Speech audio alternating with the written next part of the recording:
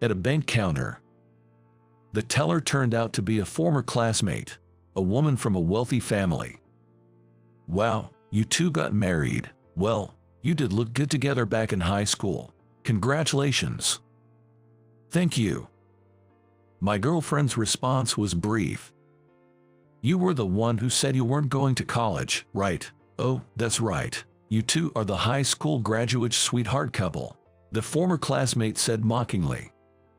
My husband, on the other hand, graduated top of his class from Harvard and is now a successful government official, handsome and wealthy. "Oh dear, I'm sorry for talking about things that are out of your league." Even as an adult, this former classmate continued to mock us, just like in high school. I was at a loss for words, dumbfounded. That's when. "Nobody move. Get down on the ground and put your hands up. You there, you filled a bag with money." "All right, yes." The former classmate, now trembling, stood up and began stuffing money into a bag with tearful eyes. Her once arrogant demeanor now seemed weak and fragile. Threatened by the robber, my girlfriend must have been scared, but she looked at me and nodded with a smile.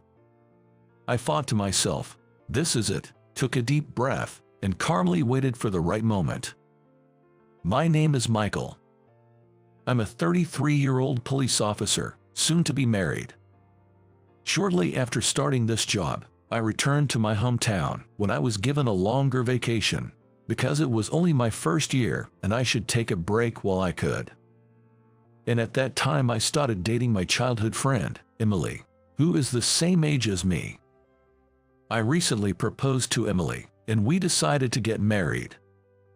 Thinking about our bright future together, I found myself reminiscing about the past. Emily and I have been close since I can remember. We were always together in preschool. We went to and from elementary school together, and we hung out a lot during middle school.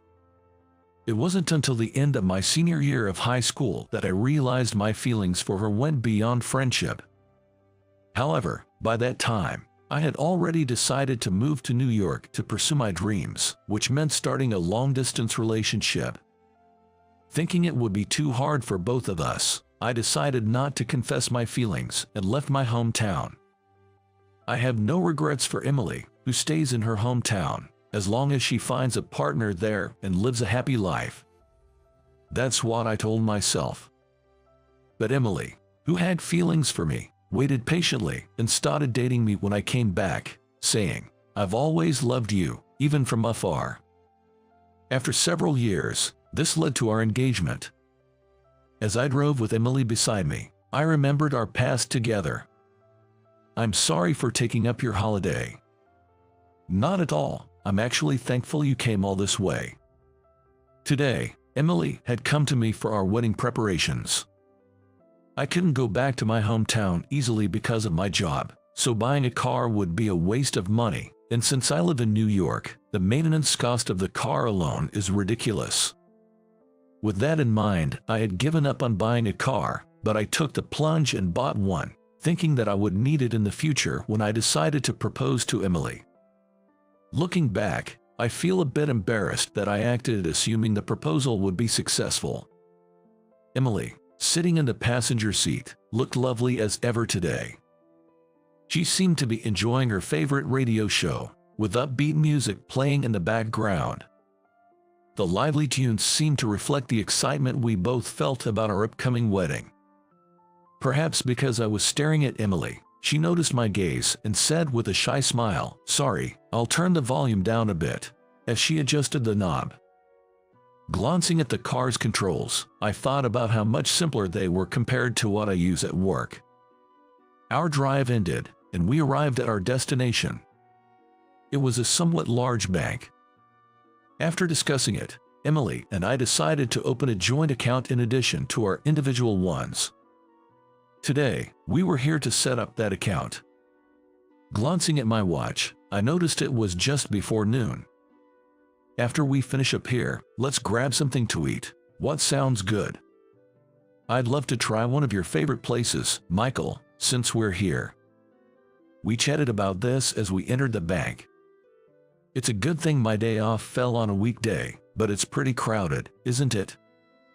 Wondering how long we'd wait, we took a number and sat in the waiting area. Looking around while chatting with Emily, I noticed the diverse clientele. An elderly man with a cane, supported by an elderly woman, likely his wife.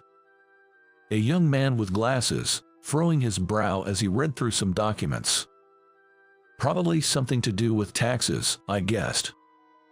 There was also a young woman with a baby, who was crying loudly as she tried desperately to comfort him. Amidst all this, numbers were being called, and a female bank teller was busy attending to customers. "Hey, are you listening?" Suddenly, a loud shout caught my attention. An angry old man, apparently dissatisfied with something, was berating a teller, who looked intimidated and close to tears. I pitied the female banker, knowing that the man would yell at her, "I need to talk to your manager. Customer number 78, please come to window number 2. Finally, it was our turn. We headed straight to window 2 and stated, "We'd like to open an account." The teller gave us a long look and then, with wide eyes, said, "Wait, are you?" Emily and I exchanged glances before looking back at the teller, who wore a name tag reading Hamilton. Seeing her name tag, we understood why she seemed so surprised. "Maybe you're Jessica?" Emily asked cautiously. "Oh, I knew it was Emily and Michael. I thought you looked kind of familiar." Her name was Jessica Hamilton, a classmate from our high school. We were surprised to find her working at a bank in New York, far from our hometown. Reunited after so long, we were ready to celebrate our encounter. However, Jessica greeted us with a slightly unpleasant smile, saying, "Wow, you two got married. You were a good match even in high school. Congratulations." Emily expressed her gratitude for the congratulations with a thank you, but Jessica, ignoring her thanks, turned back to me and started making snide remarks. "Michael, you didn't go to college, chasing some dream or whatever, right? And Emily, you're a high school graduate, too," she said mockingly. Hearing this, I remembered that Jessica was this kind of person, recalling the unpleasant aspects of our past with her. Emily and I went to a local high school like many from our hometown. During my freshman year, I did not take the same classes as Emily. There were a lot of girls in the classes I was taking. Among these girls, Jessica acted as the leader. Apparently, she came from a well-known wealthy family in our area. She was wearing a luxury brand coat and expensive jewelry, and even her lunchbox looked like a deli from a high-end hotel restaurant, so much so that I could tell just by looking at her, "Oh, she's rich." Jessica was known for her excellent grades and athletic abilities. With all due respect, if I were to evaluate her appearance, she was considered one of the most beautiful girls in school, truly top level in terms of appearance. But she was what you call a girl with good looks but bad character. With an excessive desire for others to admire her, she wore luxury items and bragged about them all the time. After high school, she planned to attend university and then lead a glamorous life in New York, something she often mentioned to her friends. While I thought someone as smart as her could indeed achieve that, her arrogance made me not want to be a person like her. Unfortunately, Jessica and I were together in most of our classes during our sophomore and junior years. As the time to decide on our futures approached, Jessica's brooding intensified. "I'm going to Harvard, my SAT scores are fine, my GPA is perfect, and my dad is an alumnus. It's practically sure thing," she'd proclaim loudly to our classmates. "Jessica is amazing. That's Jessica." I thought she was someone who wanted to be admired by others anyway when I saw her snickering at the praise of those around her like that. But in fact, considering her grades, she was as competent as she boasted, which made me feel frustrated, like jealousy. Our first interaction with Jessica happened by chance in the hallway while Emily and I were talking, and Jessica, boasting as she walked through various classes, spotted us. Jessica, upon spotting us, approached with a smug grin. Jessica teased, "Hey, are you two dating?" Concerned that rumors might trouble Emily, I quickly clarified, "No, that's not it. We're childhood friends." I regret now that Emily seemed a bit saddened by my response at that time. Disinterested, Jessica said, "Boring," but then turned to me, fishing for compliments. "So, Michael, which university are you applying to?" "I'm, of course, going to Harvard."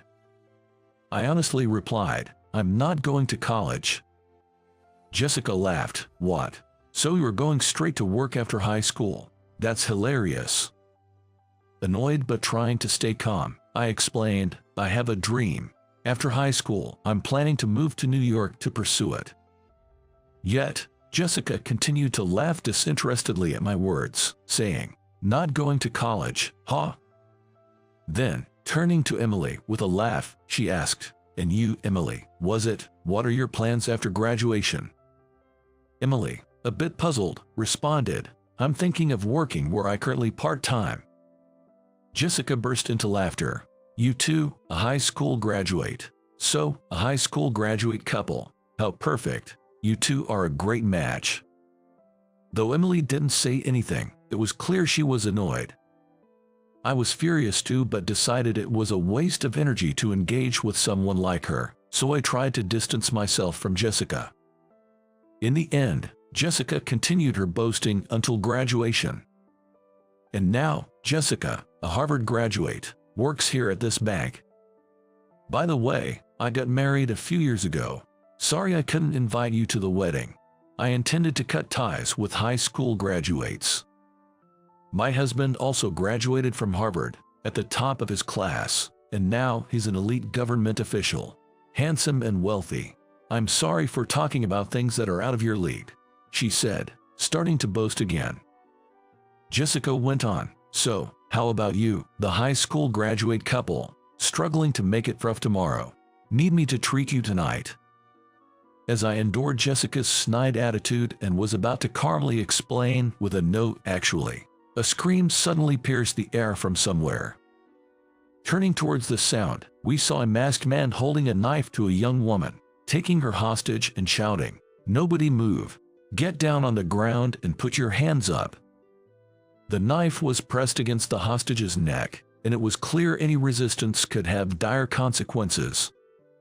While the customers panicked, a bank employee shouted, "Please remain calm for your safety. Follow his instructions," and everyone complied, including Emily, Jessica, and me. I couldn't see Jessica from behind the counter, but I could hear her trembling voice. "Why is this happening to me? Why? Emily looked at me anxiously. "Michael, it's okay, let's just stay put for now," I whispered to calm Emily, and kept an eye on the man. The man dragged the hostage to the counter, threw a large bag on it, and yelled, "Fill this up with all the money you have." "All right, yes." The bank teller from before, who had been yelled at by the old man, responded tremblingly. I felt sorry for her unlucky situation but had to hold back from intervening. As the teller hesitated, the robber shouted, "Hurry up!" Crying, she began to fill the bag with money, saying, "Okay," but soon after, she suddenly collapsed, appearing dizzy. The robber became enraged. "What the hell? Are you kidding me? You don't care what happens to the hostage." Someone, possibly a manager, explained. She passed out. The robber, clicking his tongue, pointed the knife at another employee. "You there, you take over and fill the bag." "Ha!" A stunned voice nearby responded. It was Jessica who was chosen. Frozen and unable to move, Jessica was forced into action as the robber pressed the knife closer to the hostage and shouted, "Hurry up!" "Oh yes, yes." Trembling, Jessica stood up and started filling the bag with tearful eyes, occasionally glancing at us. Even someone as proud as Jessica was scared, and seeing familiar faces might have been her way of seeking comfort. I was conflicted. I've always thought of Jessica as unpleasant, always boasting about something. and sometimes belittling others like earlier. But seeing Jessica working in tears under the threat of a robber, she looked no different from any ordinary woman. Sensing my hesitation, Emily looked at me and held my hand. Probably scared herself. Yet, when she saw my face, she nodded with a reassuring smile. In my heart, I resolved, well, it's my day off, but I can't just stand by, let's do this. I took a deep breath and calmly waited for the right moment. The robber was unpredictably pointing the knife at Jessica and then at the hostage. With the counter between them, threatening Jessica with a knife was more of an intimidation tactic, as a direct attack wasn't feasible. If Jessica were to panic and fall, it would be even more difficult for the robber to reach her. This meant the robber couldn't attack Jessica without taking the risk of jumping over the counter. Therefore, the hostage was in the most danger. The opportunity would come the moment the robber pointed the knife at Jessica. I continued to study the man's behavior. His tone of voice, height, gestures, and the way he walked. He seemed to be in his 60s or 70s, suggesting a likely lone offender. It was a risky bet, but I could potentially overpower him. Just as I thought this, the robber, growing impatient, pointed the knife at Jessica again, shouting, "Hurry up!" Deciding now's the time, I charged at the robber, tackling him in an effort to forcefully separate him from the hostage. I managed to push the hostage to safety and confronted the robber one-on-one. I disarmed him, twisted his arm behind his back, and brought him to the ground, ensuring no one else was hurt. "Tilliston Jessica," I said, "call the police." But Jessica seemed confused, repeating, What? In desperation, I yelled, "Jessica." Finally snapping to attention, she responded, "Oh, okay, got it," and started to act. The thwarted robber, now reported to the police, broke down in tears. I had acted on the assumption that he was working alone, but I remained vigilant just in case. I checked the surroundings cautiously, but no one else seemed to be causing trouble, reassuring me that it was indeed the lone perpetrator. After a while, the police arrived and took the robber into custody. As the scene calmed down with the arrival of the police, Jessica approached me. Still shaken by the threat. Trembling, she asked, "Who are you, really? Your actions, they weren't like those of an ordinary person. To be honest, it was quite impressive." I hesitated, wondering if she would mock me again, but decided to be honest, seeing she wasn't in a state to do so. "Actually, I'm a member of the SWAT team, which is a Special Forces unit, at New York City Police Department," I explained. "I've always been more athletic than most. I was always the fastest runner, played harder than other kids, and although I got minor injuries, I never broke any bones. My parents told me I was a wild child who loved physical activity. During a family vacation in elementary school, we encountered a standoff incident. It was summer, and there were many families around. The sound of the perpetrator's warning shots made the children cry. Parents, trying not to provoke the perpetrator, desperately tried to calm their children, creating a tense atmosphere filled with despair. Yet, I remained calm. I intuitively felt the panicking wouldn't help and stayed quiet. Holding my mother's hand as she comforted me, I waited patiently for help to arrive. Eventually, a SWAT team appeared and swiftly apprehended the perpetrator. To me, trapped in a dire situation, they seemed like heroes. That experience inspired me to join a Special Forces unit myself, aiming to help many people. Determined to join the Special Forces, I began to train both my body and mind, aiming for higher goals. Being naturally athletic, I started training, and my friends joked it would be double advantage. While being good at sports became part of my identity, I made sure not to become just a musclehead and worked hard on my studies too. However, I was a little jealous of Jessica in high school because I couldn't match her in studies. I decided to go to New York as a high school graduate to fulfill my dream as soon as possible. Jessica would mock me for being a high school grad, but it was merely a mild annoyance to me, as I had also been working on my mental strength. Unlike me, however, Emily would sometimes end up crying because of Jessica's words. I would comfort her, and that helped Emily recover. It was during these times that I began to see Emily as more than a friend. I wanted to protect her, cheer her up, and see her smile. Gradually, I started showing my affection for her. Despite various hardships, I eventually joined the Special Forces Unit, a long-held dream of mine.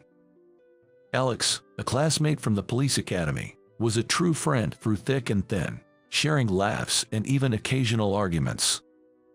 Without him, I might have given up on my dreams. After graduating from the police academy and getting officially assigned, I took a long break to report back to my parents, during which I reconnected with Emily, and we started dating, eventually deciding to get married. Soon, Emily will move to be with me, and we'll start our life together. That's why we were at the bank, to open a joint account for our future together. Upon learning about my true identity, Jessica was astonished. "Can't believe you're in the Special Forces," she murmured. Actually, when I first came to New York, I was abducted because I was from a wealthy family, but I was saved by the people from Special Forces Unit, so I've always been grateful to them. Jessica mentioned she has always been grateful to the Special Forces because of that experience. She apologized to me for her past rudeness, and also said sorry to Emily. She even expressed her thanks for our help. Despite some hesitation, Emily and I decided to forgive Jessica. She hasn't done anything to do any real harm to us, and I realized that the feelings I had for Emily were affection, not friendship, because there were times when I consoled her when she was depressed. I don't want to admit it, but maybe Jessica played a role in our current happiness. With our forgiveness, Jessica's demeanor brightened as she began to chat more freely. Jessica laughed.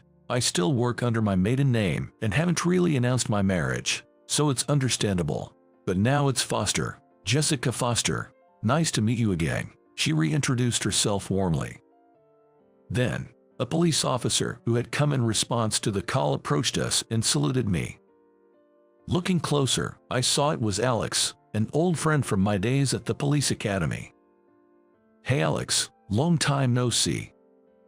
I greeted him eagerly. Alex, laughing, said, "Long time indeed. I heard that you were the one who conquered the robber." The robber probably never imagined the SWAT team member would be at the scene. Anyway, good job. No one was hurt, and it all ended well. After exchanging a few words, Alex was called away by his superior. Though there was much to catch up on, it couldn't be helped. Our duties in the Special Forces kept us busy. The three of us enjoyed a momentary sense of liberation, but the thought that we might be questioned by the police later in the day quickly became depressing again. We shared a laugh over our shared depression. Later, Alex invited me for a drink. "Let's catch up properly. It's been a while," he suggested, and we shared stories of our hardships during and after the police academy. By the way, I found out quite a bit about that previous robbery incident. Alex then brought up some new information about the recent robbery. The robber was a 68-year-old man who had retired at 65, with little savings due to supporting his children and an inadequate pension. He was struggling. His wife's illness required expensive treatment, and with no support from his estranged sons. Unable to find work, he felt hopeless. He became desperate not to lose his wife and resorted to robbing the bank. It's a sad sign of the times. I can fully blame him, considering his circumstances, I reflected. Thanks to you, there was no harm done. It's a chance for him to atone. Plus, it turns out his wife's treatment is covered by insurance. And we even arrested a quack doctor who was overcharging them, Alex shared. In a way, the root cause of this incident was that quack doctor. But of course, the old man who actually committed the robbery can't be excused either. I really hope he reflects on his actions. With that sentiment, We spent the night catching up over drinks. A few days later, we received a thank you note from Jessica at our home, along with a letter expressing her gratitude for our help and a box of sweets. Seeing the elegantly wrapped confectionery, we couldn't help but admire. For all her faults, Jessica does have the grace of a lady, well-bred and proper.